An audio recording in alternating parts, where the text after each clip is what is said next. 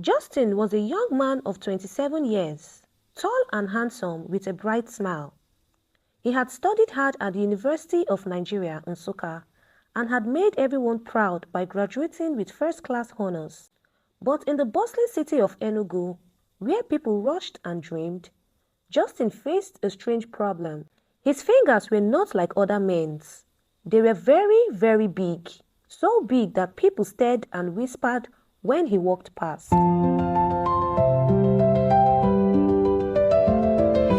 Through the sands and the sun's warm embrace, whispers of tales that time cannot erase.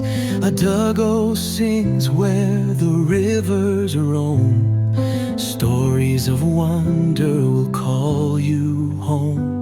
From the drum beats loud to the stars so bright, her voice rises bold in the heart of the night.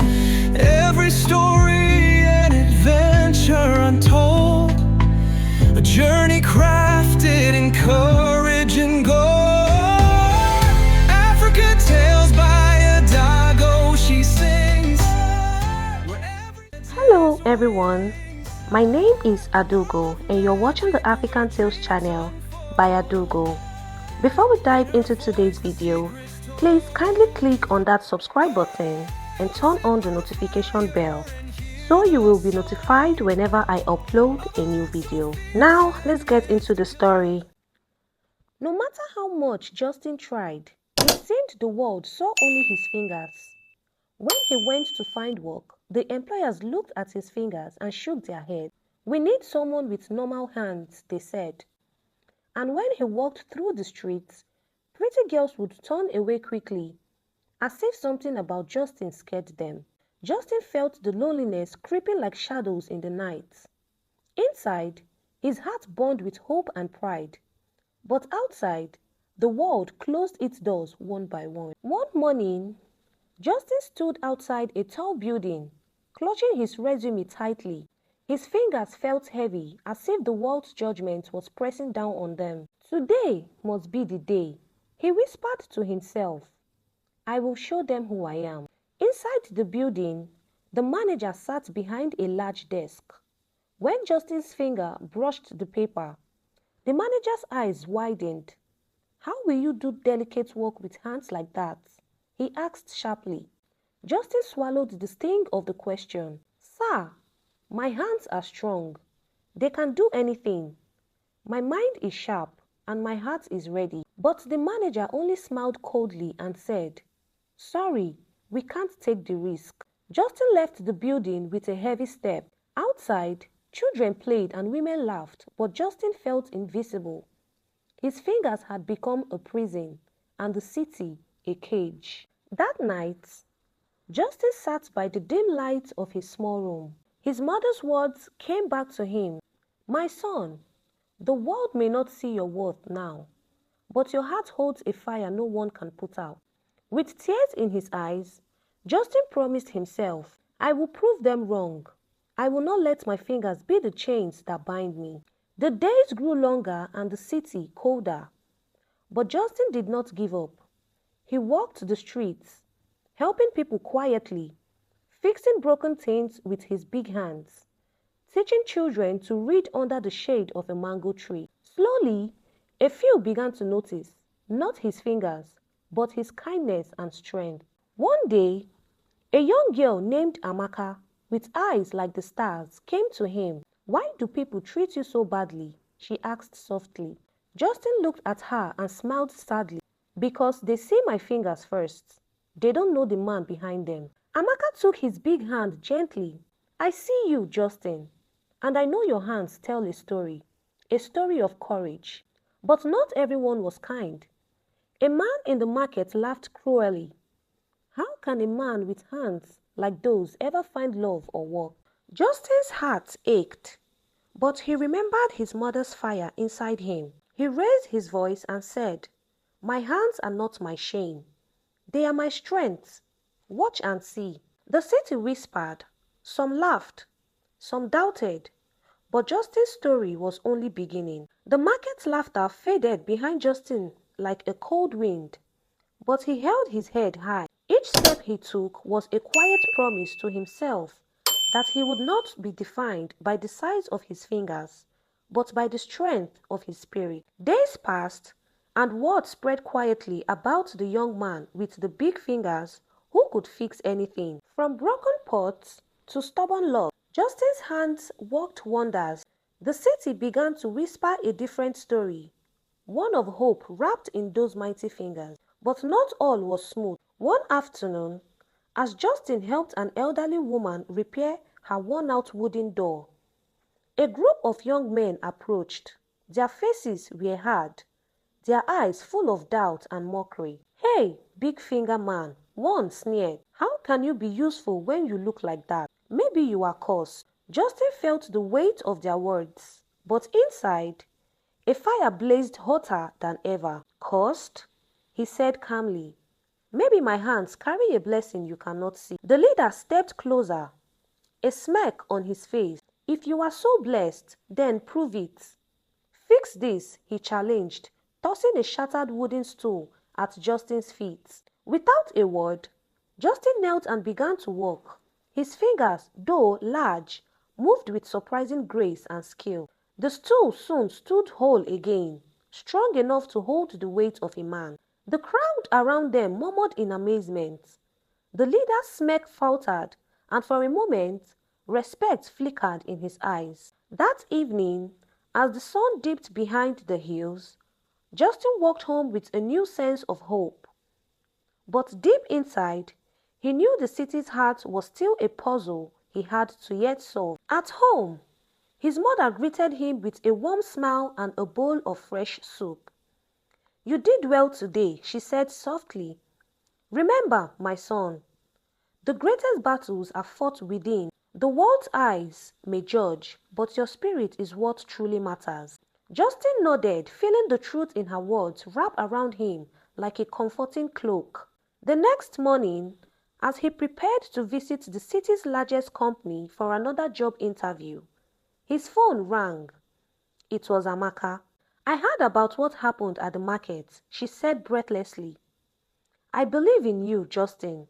Don't let their doubt become your chain." Her voice lifted his heart.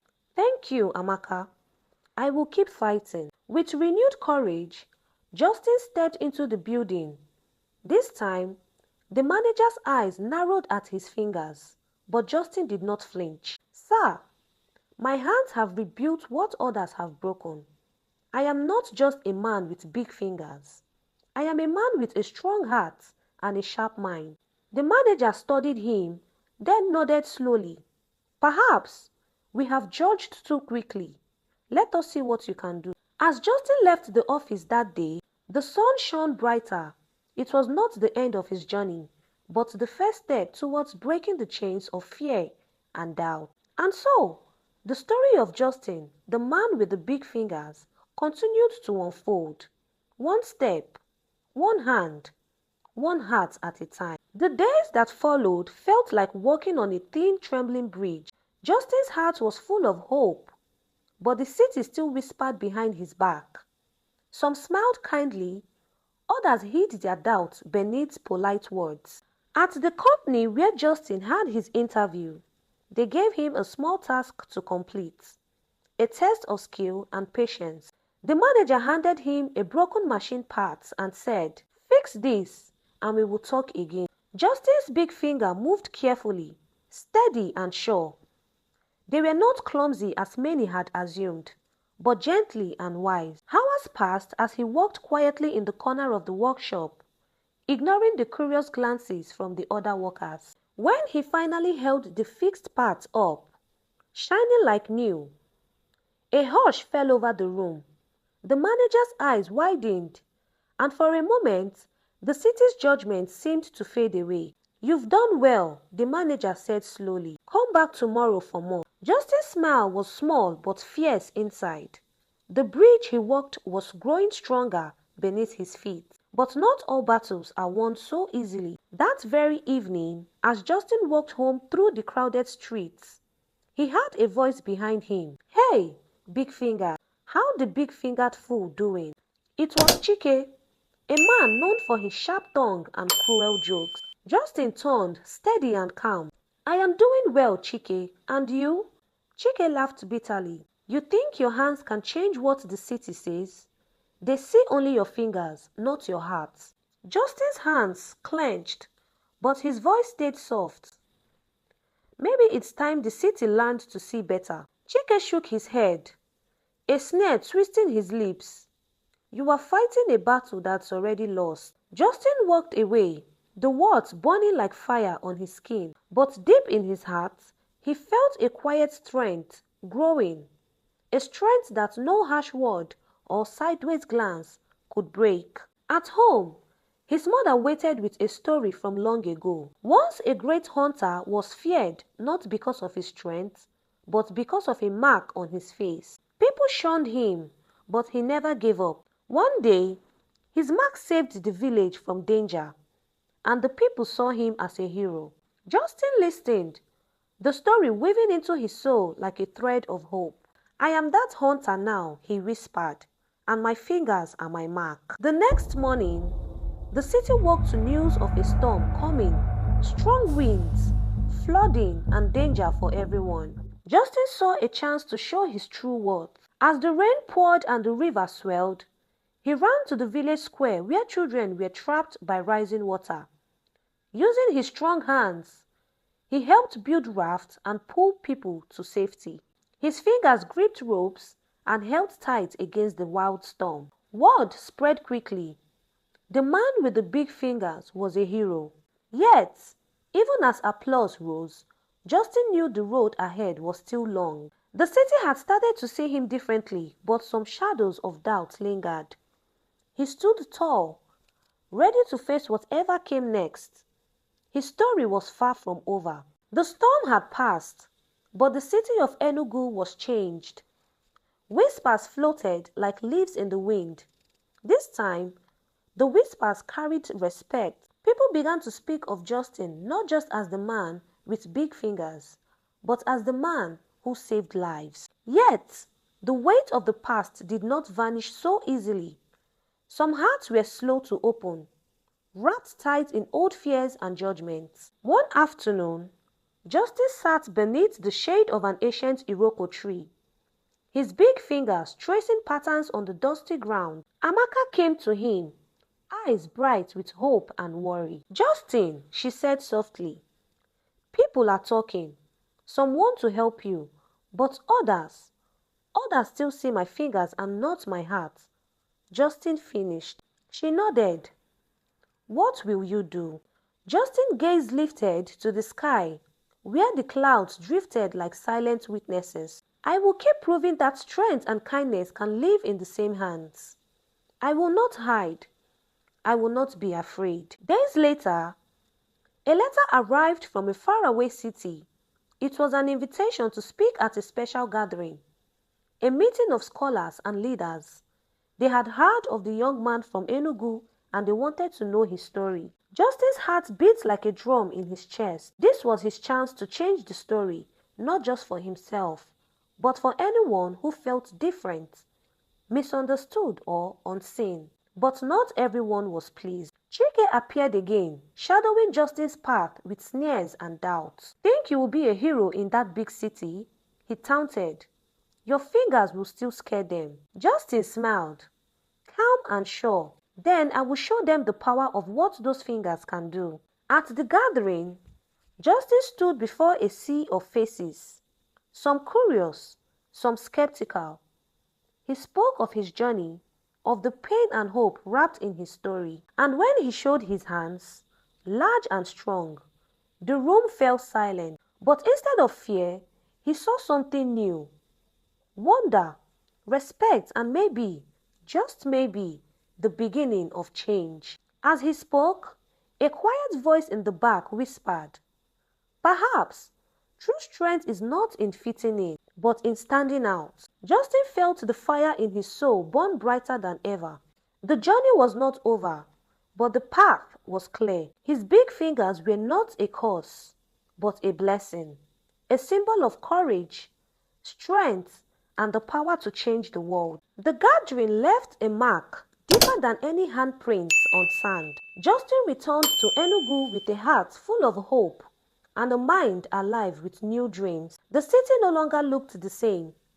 Each street whispered of possibility, and its people carried a lighter gaze. But the shadows of doubt still lingered, not in the city, but in Justin's own mind. Through the sands and the sun's warm embrace, whispers of tales that time cannot erase.